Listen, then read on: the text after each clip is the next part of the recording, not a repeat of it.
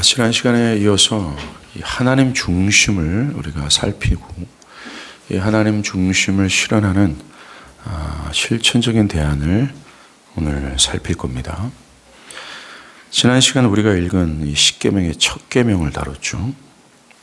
이 첫 계명은 십계명 첫 번째 위치할 뿐만 아니라 모든 율법과 성경 전체가 그리스도 안에 있는 자들에게 요구하는 궁극적인 규범입니다.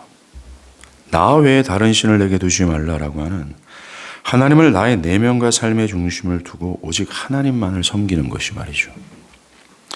나의 견해와 정신을 왁스처럼 녹이고 오직 하나님의 뜻이 나의 최고의 권위가 되어 나의 삶에 행사되도록 하는 것. 나의 감정과 나의 상황과 처지를 다 뒤로 하고 또한 심지어 나의 손실이 보일 것이 뻔함에도 불구하고 그 모든 것을 부정하고 하나님의 뜻에 온전히 복종하는 그것이 말입니다. 하나님은 이것을 위해 우리를 택하시고 그리스도의 피로 속량하셨습니다. 나아가 자기를 하나님으로 여기며 자기 견해와 정신을 따르고자 하는 자기중심성을 파쇄하고 오직 하나님만을 나의 중심에 두어 신앙하고 사는 것을 위해 성령은 우리를 거듭나게 하셨습니다. 즉 새로운 사람으로 만드셨다라는 거예요. 나 외에 다른 신을 내게 두지 말라라고 하는 오직 하나님만을 섬기는 것은 이와 같이 구원의 목적이요 결과입니다. 그리스도를 믿어 구원을 받는 것은 오직 하나님만을 섬기기 위한 과정이며 필연이에요. 이것이 하나님께서 궁극적으로 우리를 향한 뜻이라는 것입니다. 그리스도께서 저 십자가에서 처절하게 죽으신 궁극의 목적이 오직 그 영광스럽고 크고 위대하신 우리의 창조자이신 하나님을 기억하고 하나님만을 섬기고자 한 것이었다라는 것입니다. 이것이 기독교 신앙의 최종적이며 궁극이라는 겁니다. 기독교 구원의 최종적인 목적은 하나님을 중심으로 두는 것입니다. 그렇습니다. 오직 하나님만을 섬기는 것, 다른 것을 허용하지 않는 것, 이것이 기독교의 궁극적인 메시지이면서 기독교 신앙의 실체입니다. 기독교 신앙은 다른 것과 함께 하나님을 섬기는 것을 거부합니다. 오직 하나님만을 섬기는 것을 강조합니다. 하나님께서 나 외에 다른 신들을 모두 부정하고 오직 하나님만을 섬기라는 명령은 매우 독선적이고 편협할 정도의 느낌을 줄 정도로 이 유일성을 강조합니다. 포스트 모더니즘이 강조하는 그 어떤 관용도 용납하지 않습니다. 오직 그리고 유일함을 매우 강하게 강조하기 때문입니다. 이 오직과 유일함은 다른 것을 거부하는 것을 요구해요. 오직과 유일함은 다른 것을 부정해야 함을 또한 요구합니다. 오직과 유일함은 타협을 또한 거부합니다. 그래서 이런 오직과 유일함을 강조하는 기독교 신앙은 세상의 다른 것을 거부하고 부정하며 타협하지 않는 것으로 인해 세상과의 갈등을 피할 수 없다라는 것입니다. 세상과의 충돌을 피할 수 없다라는 것입니다. 그래서 주님은 너희가 나를 사랑하면 세상에서 너희가 미움을 받게 될 것이고 환난과 핍박을 받게 될 것이라고 하셨습니다. 필연이라는 겁니다. 세상과의 갈등과 세상과의 충돌은 피할 수 없다라는 겁니다. 이것이 기독교 실체예요. 기독교 신앙의 실체라는 것입니다. 기독교 신앙을 할 때 지불할 수밖에 없는 대가입니다. 여러분들이 만약에 오직 유일함, 이 오직 하나님만을 섬긴다면 여러분들의 삶에는 어떤 갈등, 어떤 충돌, 필연적으로 나를 부정할 수밖에 없는 열매가 뒤따를 수밖에 없을 거예요. 그러나 충돌과 갈등을 피할 수 있는 길이 있습니다. 그것은 기독교 신앙을 내려놓는 것입니다. 기독교 신앙을 흐리멍텅하게 하는 것입니다. 이 신앙을 어정쩡한 스탠스를 취한다면 여러분들은 자기의 편의와 자기의 마음에 거짓된 평안을 유지하면서 기독교 신앙을 영위할 수 있다는 것을 기억하십시오. 교회 역사를 보세요. 이 참된 신앙의 성격을 이해하고 하나님 중심을 실현하고자 했던 선진들의 희생이 역사의 중추를 차지하고 있다는 걸 여러분들 보시지 않습니까? 그러하게 오직 하나님만을 섬기는 것을 실현하는 신자의 삶에는 이 오직과 이 유일성을 강조하는 것으로 인해 뒤따르는 세상과의 갈등과 충돌을 염두해야 합니다. 참되게 신앙하기 위해서는 말이죠. 참된 구원으로 인도되는 좁은 길을 걷기 위해서는 말입니다. 오직 하나님만을 섬기는 것으로 인해 세상을 거부하고 타협하지 않음으로 인한 갈등을 염두해야 합니다. 또 내 시간, 내 물질, 내 계획을 중심에 두고 자아를 숭배하고자 하는 것을 부정하는 것을 통해 뒤따를 수밖에 없는 세상적인 손실을 염두해야 돼요. 때로는 학업의 성적이 좀 뒤로 물러날 수도 있고 사업에 더 많은 이익을 창출할 수 있는 기회를 놓칠 수도 있으며 직장에서 승진할 수 있는 기회를 아깝게 놓칠 수도 있다는 것입니다. 여러분들이 구원으로 인도하는 이 좁은 길을 걷기 위해서는 성경 전체가 신자들에게 요구하는 이 규범을 따르기 위해서는 이것을 염두할 수밖에 없다는 것입니다. 그것에 뒤따르는 세상의 조롱과 핍박을 감수할 수밖에 없습니다. 여러분들 생각해 보세요. 우리의 실제적인 삶에서 이 하나님 중심을 실현할 때에 우리는 직장이나 학교나 때로는 가족들에게 이런 말을 듣지 않습니까? 너는 항상 하나님이 먼저냐? 교회가 먼저냐? 왜 직장과 가정은 항상 뒷전이냐라는 말을 듣게 됩니다. 나아가 사람들에게 너희 신앙은 다른 사람과 다른 환경들을 고려하지 않는 매우 독선적이고 편협하다 라면서 걱정스러운 소리를 우리가 듣게 됩니다. 이것을 염두해야 됩니다. 나아가 그들과 때로는 갈등과 충돌을 감수해야 합니다. 오직 하나님 중심적 신앙을 하기 위해서 뒤따르는 자기 편의대로의 기독교 신앙을 버려야 합니다. 그리스도께서도 마태복음 10장 37절과 39절에서 아버지나 어머니를 나보다 더 사랑하는 자는 내게 합당하지 아니하고 아들이나 딸을 나보다 더 사랑하는 자도 내게 합당하지 아니하며 또 자기 십자가를 지고 따르지 않는 자도 내게 합당하지 아니하리라. 자기 목숨을 얻는 자는 잃을 것이요 나를 위하여 자기 목숨을 잃는 자는 얻을 것이다라고 말합니다. 주님은 누가 최종적인 구원에 들어갈지를 너무나 확고하게 말씀하셨습니다. 누가 최종적으로 저 영광의 문에 들어가 하늘의 잔치에 참여할 수 있는 자인지, 그런 자격을 누가 가지고 있는 자인지를 분명히 말합니다. 다른 말에서는 성경에 요구하는 참된 믿음을 가지고 있는 자들이 누구인지를 말합니다. 하나님 중심이라고 하는 오직과 유일성을 삶에 실현하기 위하여 타협과 자기부정과 다른 어떤 것을 거부함으로 말미암아 세상과의 갈등과 충돌을 피하지 않고 때로는 세상의 조롱과 핍박을 맞아가면서 주를 따랐던 사람들이라고 말합니다. 오직 하나님만을 섬기고 따르는 것에 있어서는 사람들이 보편적으로 살아가는 것들이 있잖아요. 그런 것들을 하나님과 겸하여 최고의 자리에 두는 것을 거부합니다. 나의 가족과 심지어 나의 목숨까지 말이죠. 이것이 기독교 신앙입니다. 기독교 신앙이 요구하는 하나님의 중심은 철저히 오직과 유일성을 강조한다는 걸 기억하십시오. 불행하게도 인류의 역사는 이 오직과 유일성으로 인해 생기는 갈등과 충돌을 해소하고자 거기서 뒤따르는 개인적인 손실을 방지하고 또 개인의 편의를 도모하고자 계속해서 타협을 시도해 왔었어요. 북이스라엘은 베델에 금송아지를 지어놓고 오직 예루살렘에서만 하나님을 예배하라는 하나님의 규정을 무너뜨리고 그곳까지 가고자 하는 사람들의 불편을 해소하고 북이스라엘 국민들이 남유다로 유출하는 손실을 막았습니다. 그리고 여러 곳에 상당을 지어서 오직 예루살렘에서만 예배한다라는 하나님의 명령을 거슬렀고 율법의 순수한 가르침을 자기 편의식대로 가르쳐서 오용하여 가르쳤다라는 겁니다. 오직 하나님만을 두고 오직 하나님만을 예배해야 될 하나님의 성전에 그들은 바알과 아세라 목상을 두어 하나님과 그들 두 가지를 겸하여 섬겼습니다. 정말 구약의 역사는 혼합의 역사라고 할 수 있을 정도로 끊임없이 오직과 유일성을 훼손하고 줄기찬 타협의 역사로 흘러갔어요. 그 결과는 우리는 잘 압니다. 패망과 심판이었어요. 마지막 날 하나님의 심판대 앞에서 여러분들이 가슴을 치며 통곡하지 않기 위해서는 이 말씀에 귀를 기울이셔야 합니다. 또 신약시대에 보셔요.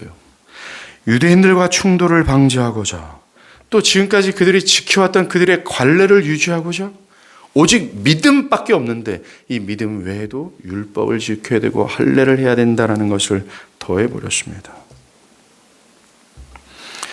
정말로 혼합된 구원관을 들고 와 오직과 유일성을 훼손했어요. 나아가 오직과 유일성을 포기해야 겨우 신앙을 연명할 수 있는 순교의 시기에는 이 기독교 신앙의 중추가 되는 진리를 버리기까지 했습니다. 지금의 현실은 교회 안에서 오직과 유일성은 사람들에게 불편함을 주고 부담을 주는 요소가 되어져 버렸습니다. 이것이 결코 기독교 상식이 되어지지 않았다는 겁니다. 현재 교회는 확고하고 확실한 신앙보다는 관용과 타협의 모습이 더 좋은 덕목이 되어버렸습니다. 현대인들은 오직과 유일성을 마치 자신을 억압하는 것으로 나아가 자신의 편안함을 파괴하는 것으로 여길 정도입니다. 오직과 유일성을 강조하면 강조할수록 사람들은 교회를 떠납니다. 구약의 타락한 이스라엘처럼 자기 편의식대로 신앙할 수 있는 교회를 찾고자 여기 기웃거리고 저기 기웃거리는 것이 실정 아닙니까? 내 스타일에 맞는 교회, 나의 삶에 개입하지 않는 교회 말이죠. 내가 숨어서 예배드리고 나를 전혀 인식해주지 않는 그런 교회들, 나의 신앙에 대해서 어떤 것을 요구하지 않고 지적하지 않는 교회들, 이 마음이 거짓된 편안한 그대로 유지될 수 있는 그런 교회를 사람들은 찾고 있습니다.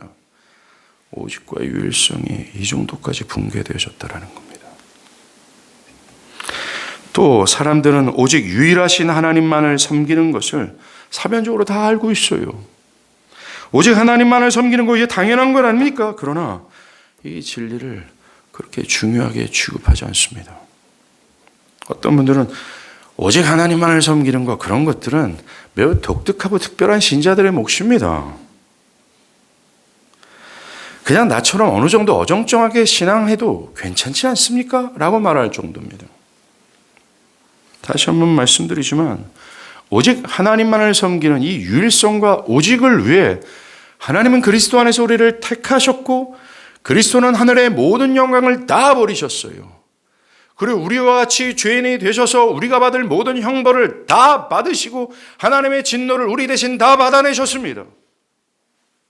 그리고 성령은 강팍하고 고집스러운 우리의 마음을 부드럽게 하시고 우리에게 전혀 없었던 하나님의 말씀을 기뻐하고 하나님을 중심에 두고자 하는 이 갈망할 수 있는 새 마음을 우리 가운데 주셨어요. 우리를 새 피조물로 삼으셨습니다. 새로운 백성으로 이것을 교회라고 말합니다. 에베소서에서 사도 바울은 애써 교회의 특징을 말하는 게 어떤 특징을 말합니까? 교회는 지금까지 존재했던 종족과 다르다라는 겁니다. 교회는 지금까지 가지고 있었던 사람들의 혈통과 여러 가지 민족들과 완전히 다른 세상에서 이때까지 존재하지 않은 새로운 백성이라고 말해요. 이게 교회예요. 그 새로운 백성이라고 지칭하는 교회의 특징이 뭡니까? 바로 이거예요. 오직과 유일성이라는 겁니다. 오직 하나님만을 두는 겁니다. 근데 만약 내가 성경에서 애써 이건 새로운 백성이야, 지금까지 어떤 혈통과 다른 어떤 민족과 완전히 구별된 역사상 없었던 새로운 종족이야 라고 하는 오직 하나님만을 두는 마음의 중심에 두고 하나님만을 섬기는 이 갈망과 성향과 이 실제적인 것과 심지어 이것을 하기 위하여 다른 것을 부정하고 다른 것과 타협하지 않으며 세상의 충돌과 세상의 갈등을 기꺼이 맞아가면서 주님의 하나님 중심을 실현하는 이것이 없다면 그 사람은 새로운 백성이 아니에요. 여러분들 이 새로운 백성으로 하나님께서 만드시고자 하나님께서 하신 열심을 한번 보십시오. 우리가 존재하지 않았던 이 영혼의 공간 속에서 하나님이 천지를 창조하기 이전부터 우리를 보시지 않는 상태에서 우리를 택하시고 그리스도 안에서 우리를 속량하셨다고 하는 하나님의 열심과 하나님의 투자와 하나님의 지불을 한번 생각해 보십시오. 그리고 하나님의 크고 위대하심을 계산한다면 새 백성은 기필코라는 겁니다.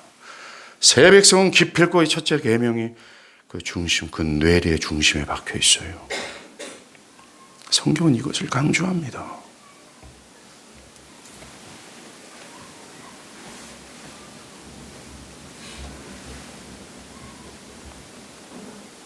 사랑하는 여러분, 이것이 없이는 저 하늘에 들어갈 수 없다라는 것.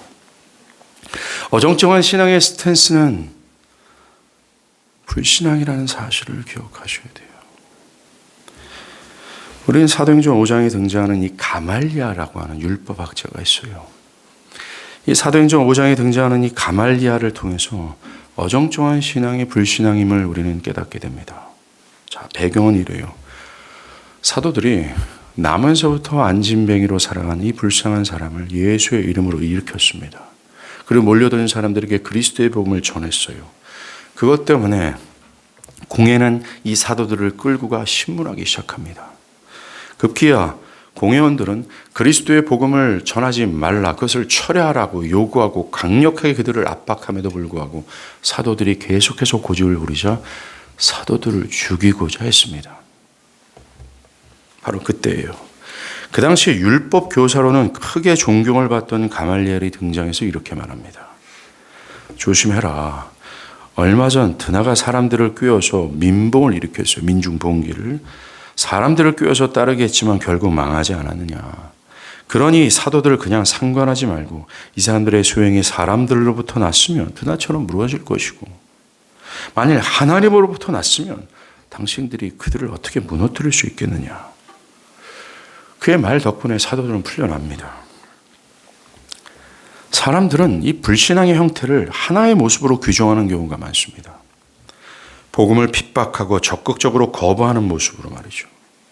복음에 대한 격렬한 증오와 악의와 분노가 노골적으로 드러나는 것으로만 불신앙을 규정합니다. 그런데 그와는 완전히 다른 모습으로 복음을 불신하는 예가 가말리엘이에요.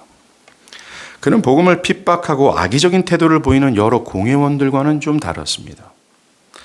어떤 분들은 그래서 가말리엘을 좋은 사람으로 여기고 나아가 기독교 정신을 소유한 사람이라고 해석합니다. 그러나 가말리엘에게서 우리는 훨씬 교묘한 형태의 불신앙의 모습을 발견합니다. 이런 식으로 유장된 불신앙은 훨씬 더 알아보기가 어렵다는 점에서 교묘하다라는 거예요. 많은 사람들을 속일 수 있고 심지어 자기를 속일 수 있는 것이 이 또 다른 형태의 매우 교묘하고 아주 얄미운 불신앙이에요.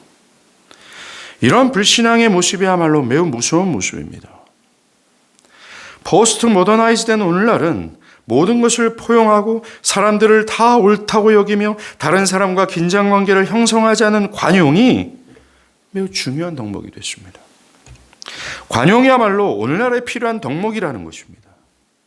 어떤 편견이나 독선적인 것 없이 관용의 정신을 기독교의 표지라고 생각하는 사람들도 있습니다.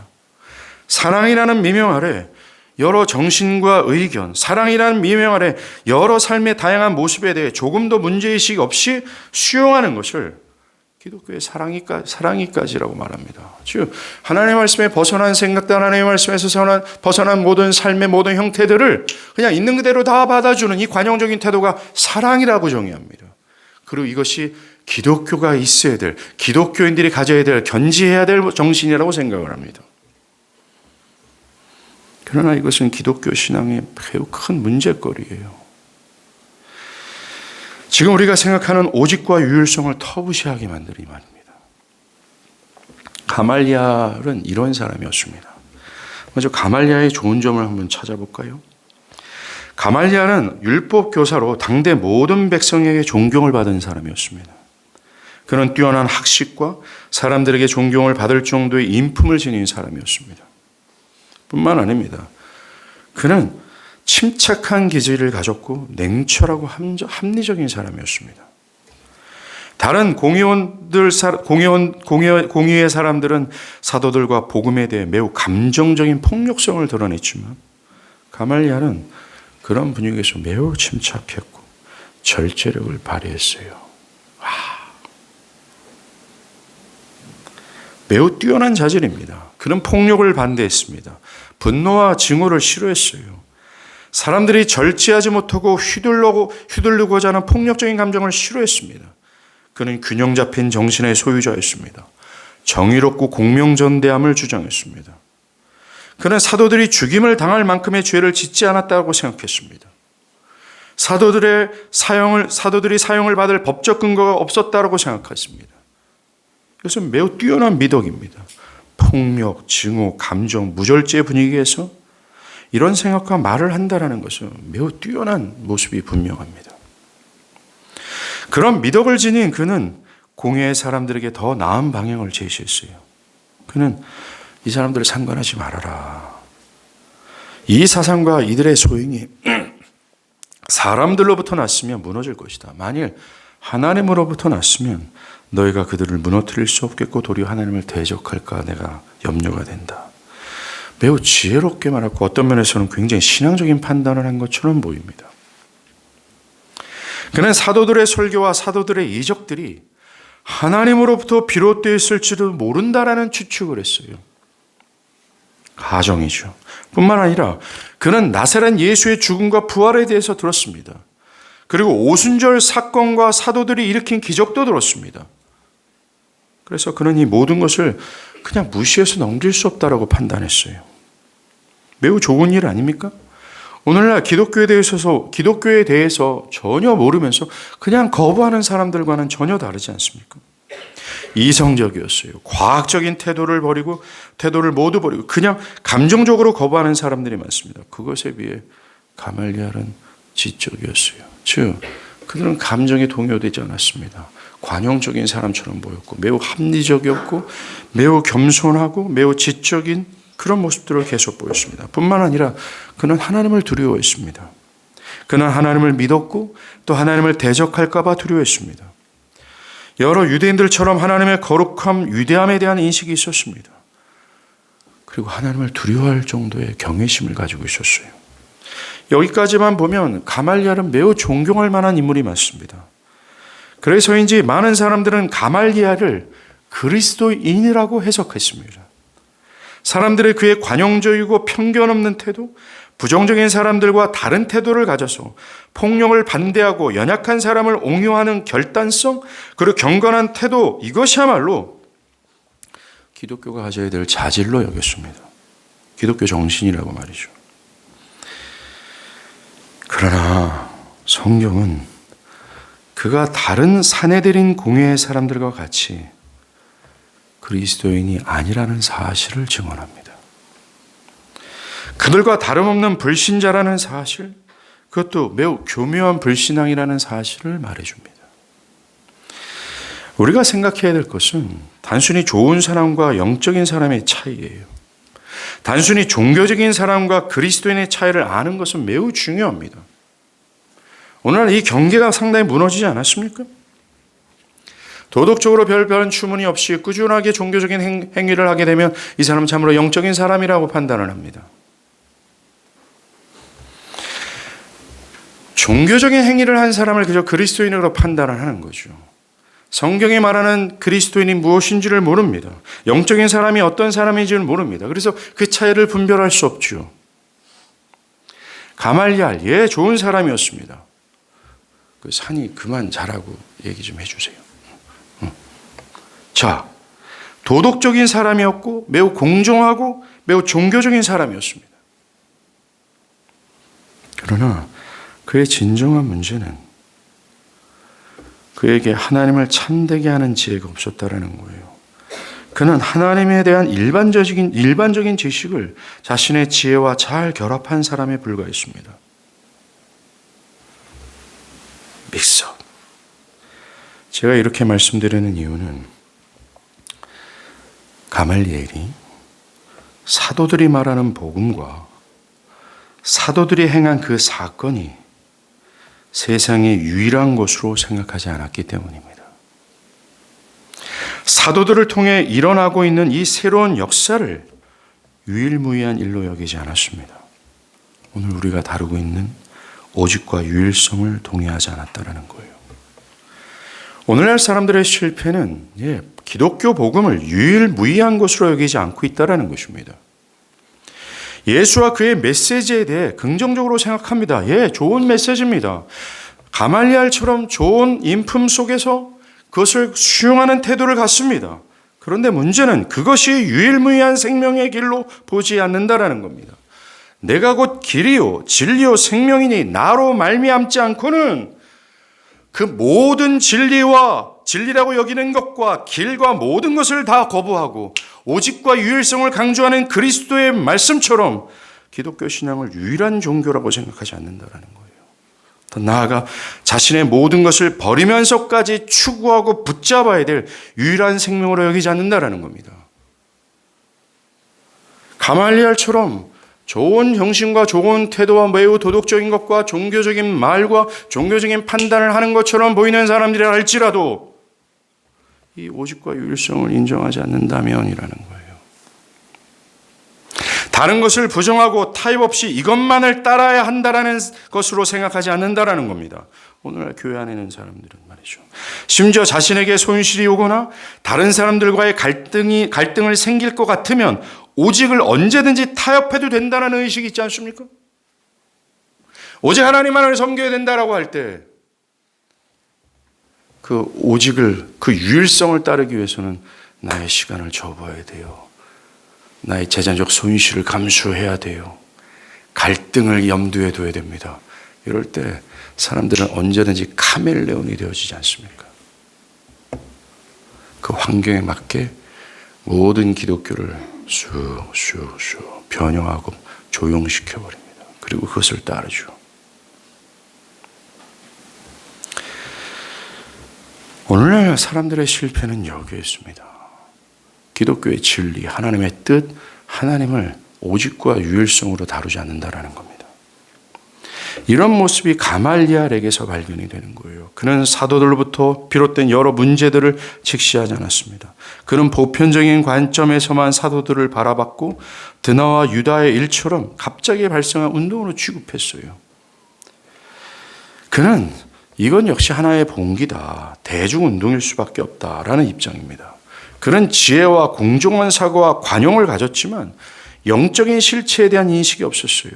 이런 차원에서 불신앙의 동료들과 같았다라는 겁니다. 그가 보인 검증 방법은 세상의 지혜에 근거한 방법이에요. 그냥 이겁니다. 그냥 시간이 지나면 그 결과로서 알게 될 거라는 태도입니다. 과거에도 이런 일이 있었는데 시간이 지나다 검증되지 않았냐?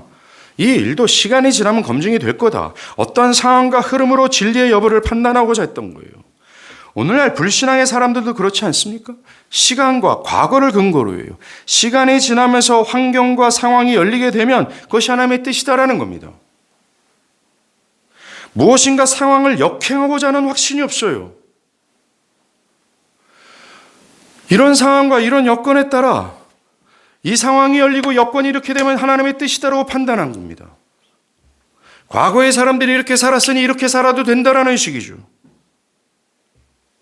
하나님의 뜻을 무섭게 확신함으로 상황을 역행하고 그럼에도 불구하고 택하고 그리 아니하실지라도 따르는 무서운 결단이 없습니다. 상황에 따라 상황이 좋게 열리는 대로의 태도라는 겁니다.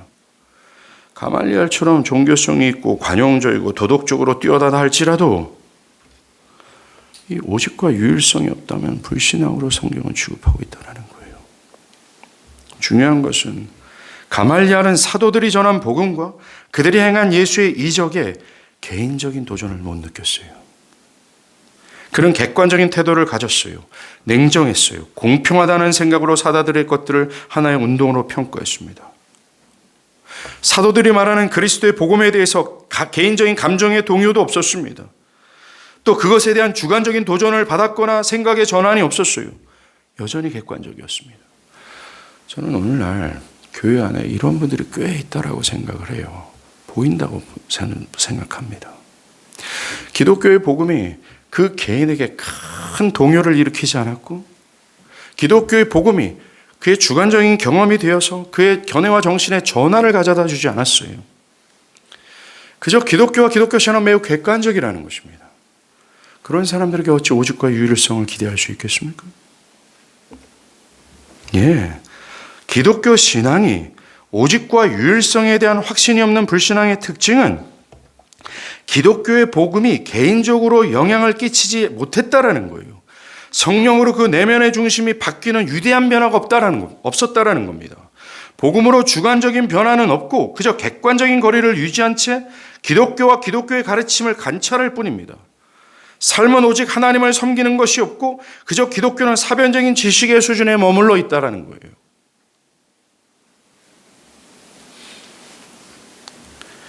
우리는 이 가말리아를 통해 복음을 어떤 방식으로 거부하든지 중요하지 않다라는 것을 알게 됩니다.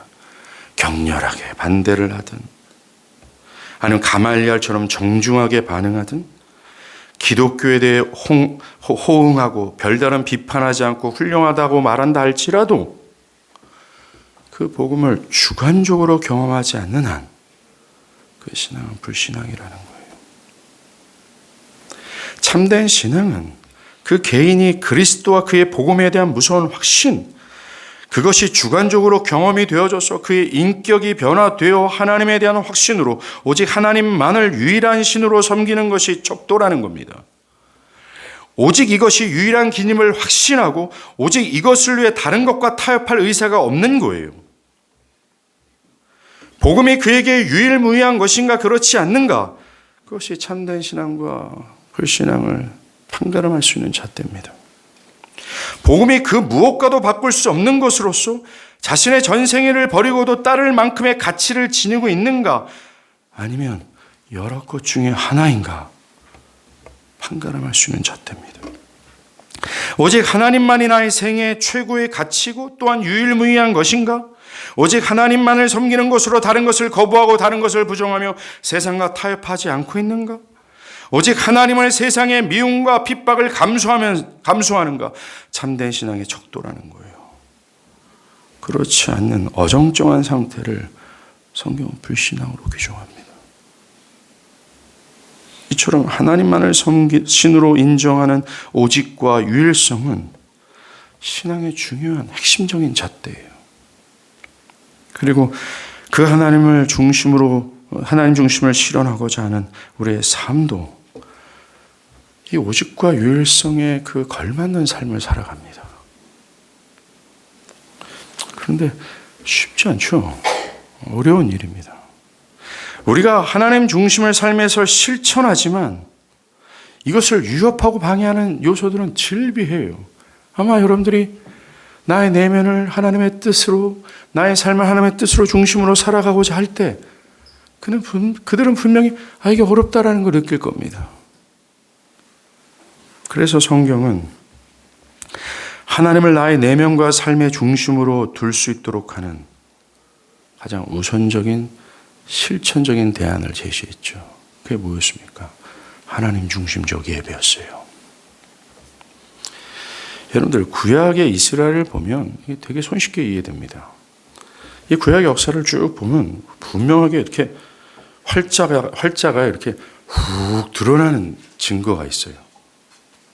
구약을 쭉 읽다 보면 너무나 쉽게 발견돼요. 이렇게 쑥, 이 활자가 평평한데 이렇게 쑥 드러난 것처럼 보이는 게 있습니다. 뭡니까?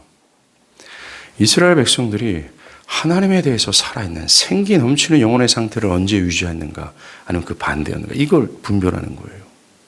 이스라엘 백성들이 오직 하나님을 중심으로 두고 하나님의 뜻에 온전히 복종하며 하나님을 즐거워한 때는 딱 한 군데였습니다. 하나님 중심적 예배를 드릴 때였었어요. 그런데 그들이 하나님에 대한 생기를 잃어버리고 타락에 점철된 인생을 살아갔던 역사는 언제였습니까? 하나님과 우상을 겸하여 설 때였습니다.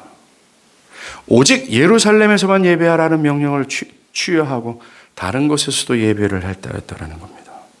철저하게 자기 편의를 위해서, 자기 편의가 중심이 되고 자기의 감정과 자신의 환경과 여건이 되어서 예배를 드리거나 예배를 안 드리거나, 때로 유월절을 폐하거나, 자기의 재산에서 손실이 있게 된다면 안 하는 들쭉날쭉의 예배의 형태를 보일 때 영락없이 그들은 하나님을 떠났습니다. 그래서 대부분의 선지자들은 그들의 예배를 지적했어요. 심지어 이사야 1장을 한번 읽어보십시오. 하나님이 이렇게 말합니다. 이제 더 이상 나한테 오지 말라고 말합니다. 너희들이 성전 뜰만 밟고 가는구나. 즉 하나님이 여기 계시는데 지성소에 있는데 여기 안 온다라는 거예요. 건성으로 예배 드린다라는 겁니다. 하나님이 드리는 예물 드렸으면 다 끝났다라는 식이라는 것이요. 이런 역사를 보일 때 이스라엘은 영락없이 생기를 잃어버렸어요. 여러분들의 영혼의 상태를 어떻게 판가름할 수 있냐고요? 바로 지금입니다. 지금 여러분들이 이 하나님을 중심으로 하나님께 예배를 드리는, 크고 위대하신 하나님을 예배를 드리는 바로 이 시간에 여러분이 하나님을 향하고 있는지 아니면 그렇지 않는지로 쉽게 판가름할 수 있다는 거예요. 분명히 이 예배를 사수하기 위해, 이 예배를 지키기 위해 다른 것을 부정하고 다른 것을 희생하면서 다른 것을 멀리하면서 다른 것과 타협하지 않으면서 이 하나님 중심적 예배를 드리고자 몸부림쳤다면 영락없이 여러분들의 영혼에 생기는 살아있을 겁니다. 그러나 반대라면,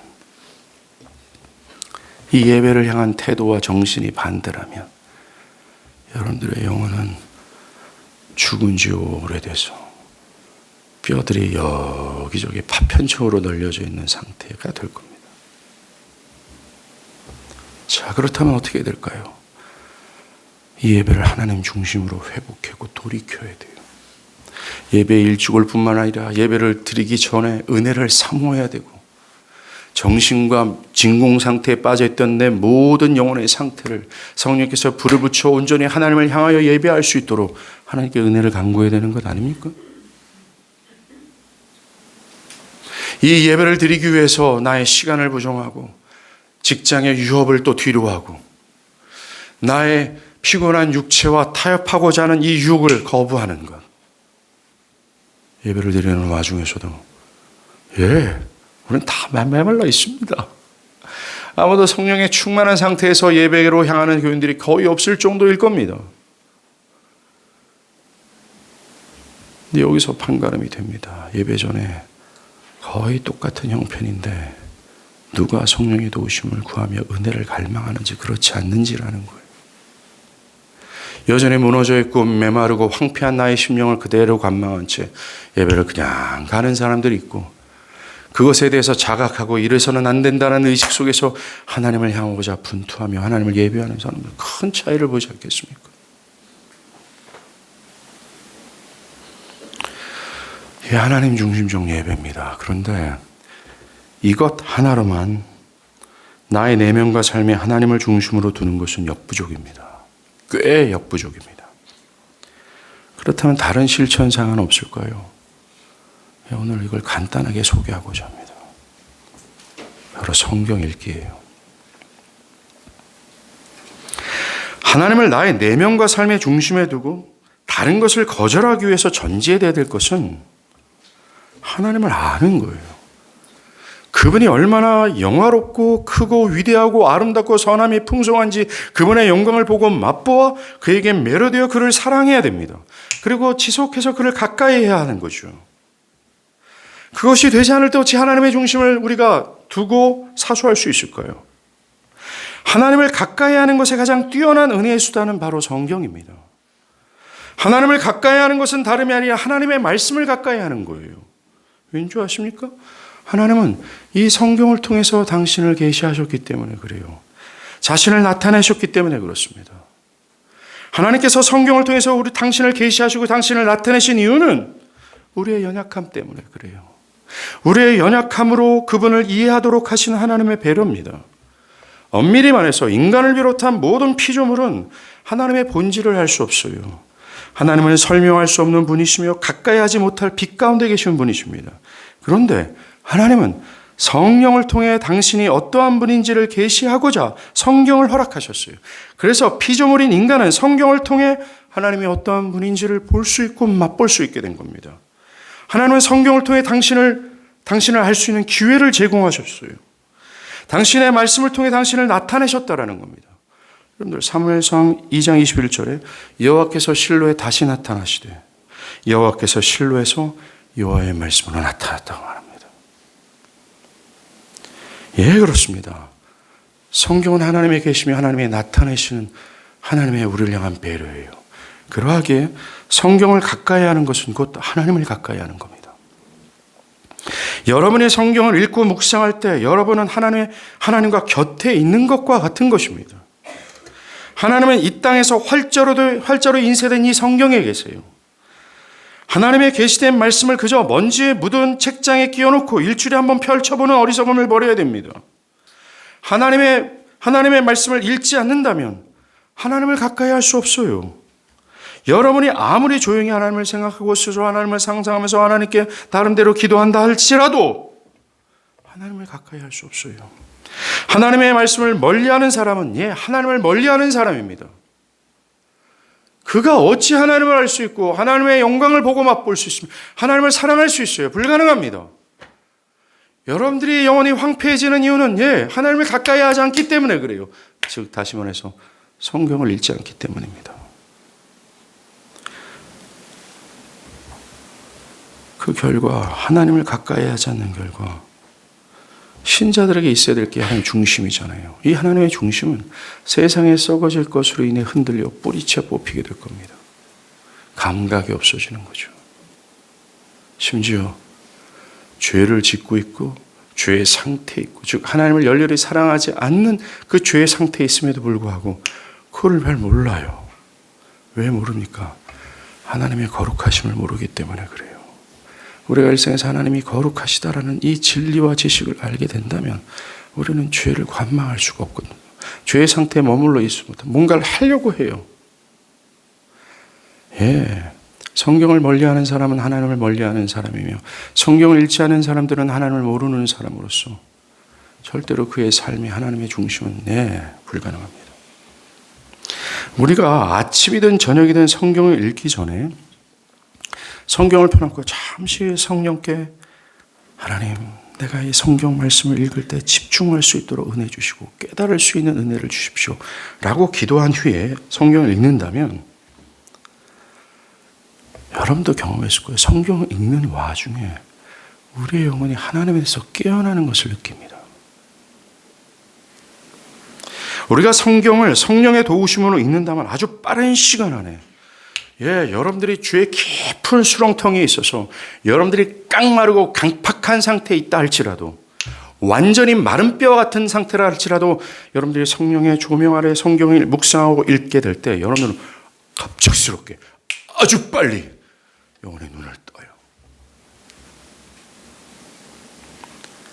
세상을 사랑하는 죄, 은밀한 죄, 이것으로 나의 영혼이 마른 뼈가 파편처럼 여기저기 널브러져 있는 것처럼 황폐했을 때, 그럴 때 성경을 펴고 주의 깊게 읽고 묵상할 때 나의 지성, 감정, 의지, 본성이 성령으로 살아납니다. 파편처럼 널브러졌던 우리의 영혼들이 하나님의 이스라엘 상태로 끼워 맞추기 시작돼요. 그리고 성령은 이 말씀을 통해 우리에게 생기를 불어넣습니다. 하나님의 말씀이 나의 최고의 권위가 되어 행사될 수 있도록 그분의 말씀에 나 자신 온전히 복종할 수 있는 상태로 나를 변화시켜 주세요. 성경 읽기는 말입니다. 매우 오묘하고 기적적인 은혜를 경험하는 순간이에요. 성경을 읽는 와중에 우리는 성경에서 계시되고 나타나는 그 하나님으로 인해 감탄하게 됩니다. 와씨. 여러분들, 성경을 묵상하면서 하나님으로 인해 그분의 영광 때문에 감탄하는 것은 시편 기자들만 할 짓이 아니라 마땅히 그리스도 안에 있는 현재 살아가는 모든 신자들도 맛볼 수 있는 은혜예요. 하나님은 성경에서 발가벗으로 우리 가운데 나타나셨어요. 그의 영광을 볼 때 우리는 감탄하게 돼요. 그의 영광에 매료되는 겁니다. 때로는 심장이 와우씨. 앉아서 성경을 묵상할 수 없어서 예배당을 오거나 길거리를 다니고 공원을 돌면서 하나님을 묵상하게 돼요. 그의 영광에 매료되어 그분을 사랑하고자 합니다. 때로는 성경이 지적하는 죄와 죄인들을 심판하시는 그 하나님을 보면서 나의 죄를 느끼고 죄를 발견하고 두려움 가운데 그 자리에서 회개하는 기도를 드리게 돼요. 또는 믿음과 인내로 살아가는 자들에게 하나님이 어떤 은혜를 주시고 그들을 축복하시는 장면이 나올 때 나도 인내와 믿음으로 살아가야 되겠다라는 갈망이 생기기 시작합니다. 여러분들, 그 은혜의 우물이 여기 있어요. 그 우물을 떠서 시원한 생수를 한번 들이켜 보셔야 되지 않겠습니까? 여러분들의 영혼이 되살아나는 느낌과 경험을 해야 되지 않겠습니까? 오늘 우리가 읽은 디모데후서 15절과 16절을 보면 성경은 능히 너로 하여금 그리스도 예수 안에 있는 믿음으로 말미암아 구원에 이르는 지혜가 있게 한다.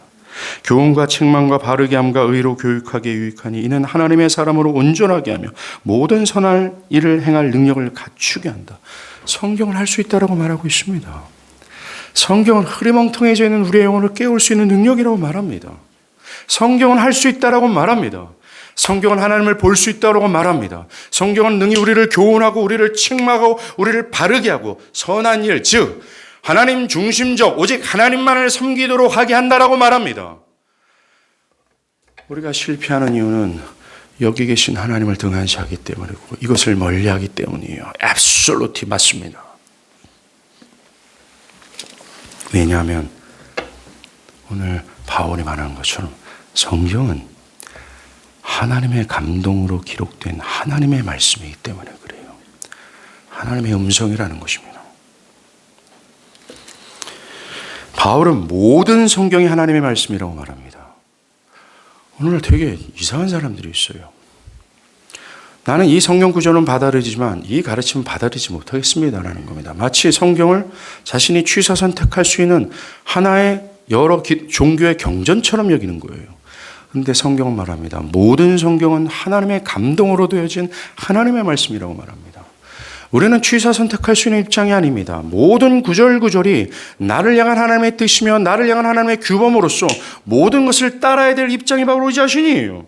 성경은 바로 그것입니다. 모든 성경을 우리가 따를 때 우리는 성경이 요구하는 것처럼 선한 일을 할 수 있는 능력을 갖추게 돼요. 이게 우리가 성경 읽기를 하는 이유입니다. 그러게 우리는 말씀을 읽고 묵상해야 돼요. 따라서 아침에 기도하기 전에 먼저 성경의 말씀을 한 장 읽으십시오. 그리고 이 사실을 염두하면서 읽으세요. 성경을 읽는 것은 하나님을 가까이 하는 것으로서 여러분들이 성경을 읽을 때 크고 위대하시고 선하신 하나님이 옆에 계시는 것처럼 읽으십시오. 그리고 옆에 계시는 그 하나님이 나에게 친히 말씀하시는 것처럼 읽으십시오. 그럴 때 여러분들은 그 신비 속에 빠져 감탄하고 경이로움에 흠뻑 젖어 있었던 선진들과 같은 은혜를 경험하게 될 거예요. 이거는 목사나 신학자들의 몫이 아닙니다. 그리스도 안에 있는 모든 자들이 누릴 수 있는 은혜예요. 여러분들이 그 하나님의 중심을 어떻게 유지할 수 있을까요? 오직과 유일성을 따르기 위해서 다른 것을 거부하고 다른 것을 부정하고 세상과 타협하지 않고 갈등과 충돌이 있음에도 불구하고 그것을 거스르면서까지 하나님의 뜻에 복종할 수 있는 힘이 어디서 나올 수 있을까요? 여러분들, 저와 여러분들이 근본적으로 갖고 있는 그 힘으로는 안 됩니다. 여러분들의 신념과 의지는 절대로 never, 결단코 단언컨대 안 돼요. 여러분들이 아무리 안중근과 같은 불타는 신념을 갖고 있는 인간이라 할지라도 이 영적인 문제는 전혀 다른 문제라는 걸 아십니까? 조국의 독립을 위해서 정말 자신의 모든 온몸이 다 아작나는 순간까지 버티고 벽태는 의지가 불타는 인간이라 할지라도 이 영적인 영역은 말입니다. 세상이 갖고 있는 신념으로는 안 돼요. 오직 하나님의 성경을 통해 하나님을 알 때, 그 성경을 읽을 때 하나님 주신 은혜로 말미암아 가능해집니다. 그리고 마지막으로 한 가지만 덧붙입니다. 따라합니다. 기도가 더해져야 한다. 아무리 하나님을 아는 지식과 성경을 통해서 불타는 마음을 생겼다 할지라도 내가 이렇게 살아야 되겠다는 의지 가운데 의지로 내가 변화된다 할지라도 실제 삶에서 이게 실효성 있기 위해서는 하나님이 해주셔야 돼요. 하나님이 해주시는 것은 기도로 되어집니다. 기도가 더해지지 않는다면 여러분이 알고 있는, 여러분이 갖고 있는 모든 지식은 불이 없는 땔감과도 같을 거예요. 엔진이 없는 자동차와도 같을 겁니다. 성경, 기도를 더하십시오. 기도하시겠습니다.